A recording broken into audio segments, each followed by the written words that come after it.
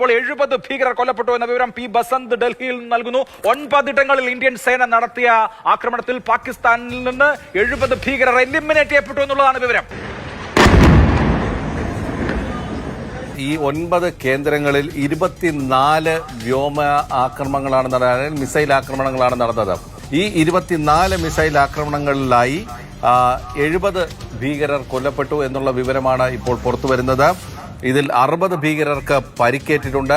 അതായത് ഈ 9 ടാർഗറ്റ് ലൊക്കേഷനുകളിൽ, അതായത് മുസാഫറാബാദ്, കോട്ട്ലി, ബഹാവൽപൂർ, റാവൽകോട്ട്, ചക്സ്വാരി, ബിംബർ, നീലംവാലി, ഝേലം, ചക്വാൽ എന്നീ 9 ഇടങ്ങളിലായി 70 ഭീകരർ കൊല്ലപ്പെട്ടുവെന്നും 60 ഭീകരർക്ക് പരിക്കേറ്റുവെന്നുള്ള വിവരമാണ് വരുന്നത്. പാകിസ്ഥാന്റെ ചക്ലാല എയർബേസിൽ ഈ വ്യോമാക്രമണം നടന്നു എന്നാണ് പറയുന്നത്.